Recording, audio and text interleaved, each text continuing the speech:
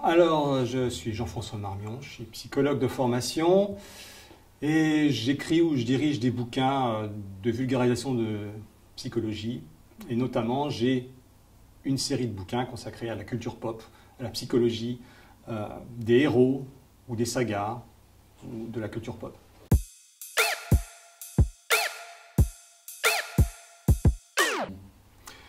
Alors, en fait, j'ai commencé la psychologie sur le tard, j'avais la trentaine, et quand j'ai eu mon diplôme, je suis devenu non pas psychologue ou psychothérapeute avec des patients, je suis devenu journaliste spécialisé en psychologie pour la revue Sciences Humaines. Et plus tard, j'ai été rédacteur en chef pendant une dizaine d'années d'une revue de psycho qui s'appelait Le Cercle Psy, et maintenant, je ne fais plus de journalisme, je fais de l'écriture à part entière.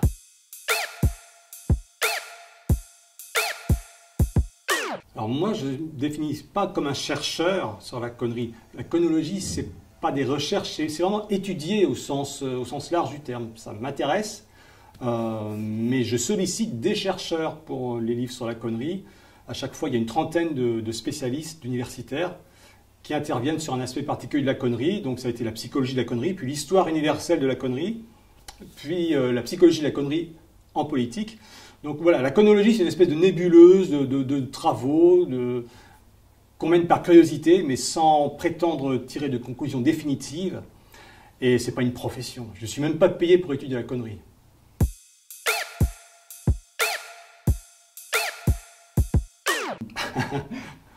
Alors je dis toujours que je suis parti de mon cas personnel.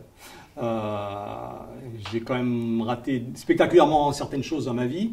Je me suis rattrapé après, mais enfin tout de même, je me suis rendu compte que j'étais le pire connard que j'ai eu dans les pattes. Je me suis vraiment posé à moi-même toutes sortes d'embûches et je me suis rendu malheureux. Et puis je me suis aperçu que je n'étais pas le seul dans ce cas. Donc pour moi, la connerie, c'est une énigme. C'est pourquoi on est capable du meilleur, parce qu'on n'est pas plus bête qu'un autre à la base.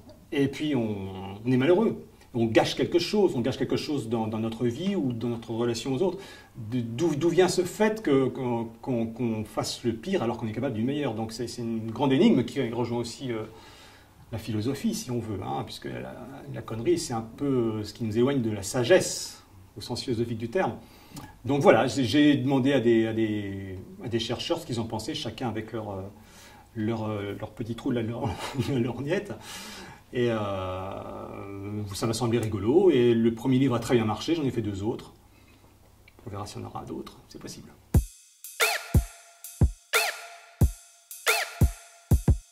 Alors, pour l'instant, j'ai fait des bouquins sur Squid Game, Star Wars, Harry Potter, plus un autre qui s'appelle Psychopop, où je brasse pas mal de choses.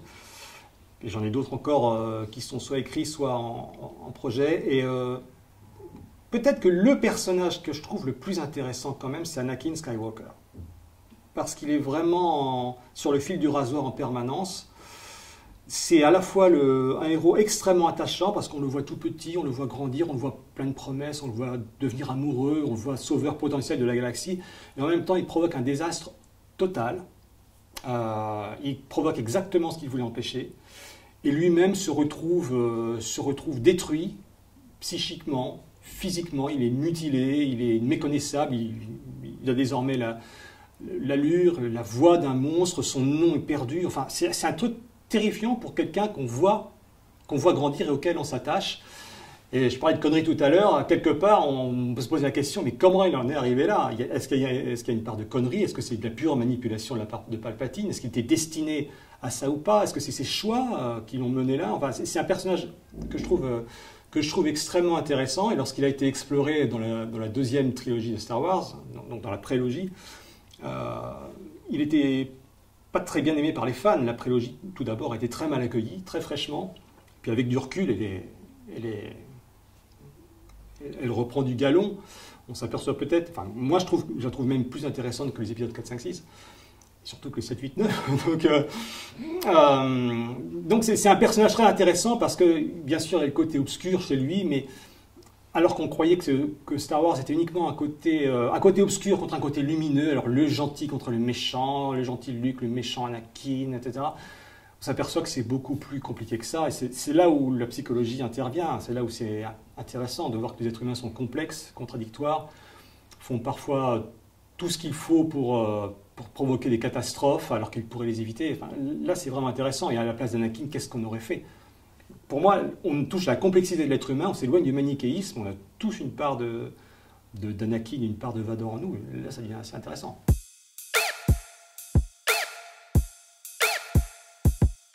Non, j'ai pas de difficulté dans la mesure où je sollicite des auteurs qui sont payés mais pas par moi, donc ça me va.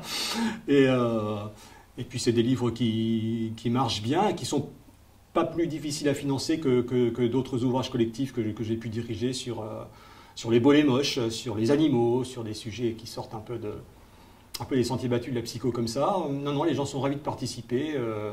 De se faire interviewer ou d'écrire un article. Ça les sort un peu, justement, eux, de leur petite routine. Ils peuvent dire des gros mots, ils peuvent s'amuser un peu. Ils sont plutôt ravis.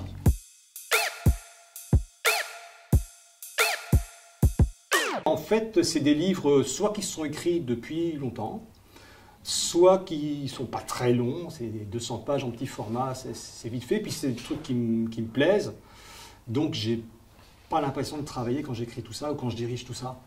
Non, c'est un rythme, c'est un rythme qui me convient très bien, mais parce que j'explore plusieurs veines. Il y a une veine pop, une veine connerie, une veine où il y a différents one-shots, puis une veine BD aussi.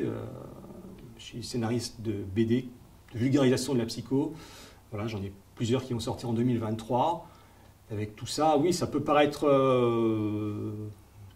assez massif comme production, mais moi je ne m'en rends pas compte, c'est un plaisir, et puis ça ne veut pas dire que c'est des bons livres.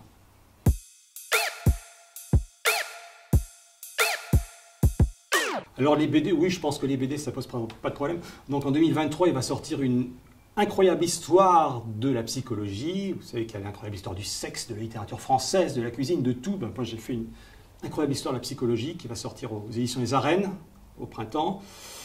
Et puis on va lancer une collection qui s'appelle BD Psy, dans laquelle chaque scénario sera co-signé entre moi et un expert. Donc en fait, je vais interviewer un expert sur différents domaines, un expert sur le burn-out, un expert sur les HPI, un expert sur les recherches consacrées au bonheur, etc.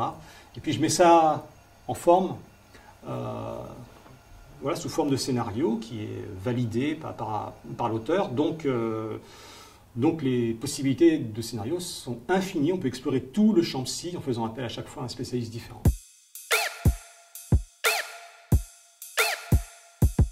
Merci à vous, vous vous intéressez à ma petite personne.